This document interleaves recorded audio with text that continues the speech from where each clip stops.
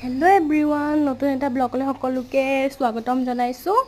আমি আজি গ'লোঁ টিপিলৈ, টিপিত থকা ঝৰ্ণালৈ মানে আগতো গৈছোঁ আৰু আজি আমাৰ আলহী আহিছিলে ন, বৌহঁত, ভাগিন, ভতিজা সকলো আহিছিলে গৰম বন্ধ বুলি। আৰু ক'ত যামকৈ আৰু বহুত গৰম পৰিছে ন। গৰম বুলি ক'লে আৰু ভালুকপুং ফালে গৈ ভাল লাগে। অৰুণাচলৰ পৰিৱেশটোৱে বহুত ধুনীয়া ন, ঠাণ্ডা ঠাণ্ডা।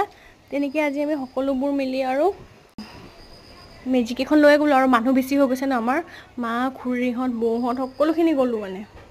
আৰু বহুত ভাল লাগিছে আৰু ঝৰ্ণাত গৈ। আৰু ইমান যে পানীৰ স্পীড নহয়, পানীখিনিও ইমান ধুনীয়া, মানে তলত গ'লে যে মূৰৰ বিষ উঠি যায় পানীখিনি।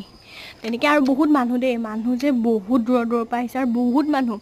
আৰু মানে য'তে ত'তে ঝৰ্ণা, আগত গ'লেও ঝৰ্ণা, য'তে গ'লেই খালি ঝৰ্ণাই ঝৰ্ণা।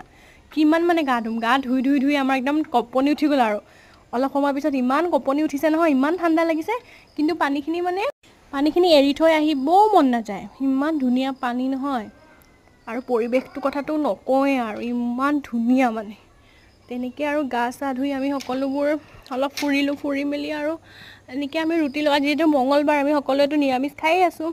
সেইকাৰণে আমাৰ খুৰীক যে একদম ক'বই নালাগে, কিমান সাঁতুৰিছে মানে। আৰু সেইকাৰণে আমি নিৰামিষ খাই আছোঁ কাৰণে আজি মানে এনেকৈ আৰু ৰুটি খালোঁ, ৰুটি ভাজি এনেকৈ আৰু কিবাকিবি লৈ গৈছিলোঁ, আৰু চিপছ ঢেৰ কিবাকিবি আৰু তেনেকৈ খালোঁ। আৰু ভাল লাগিলে আজি দিনটো, আৰু কেইখনমান ফটো উঠিলোঁ দেই।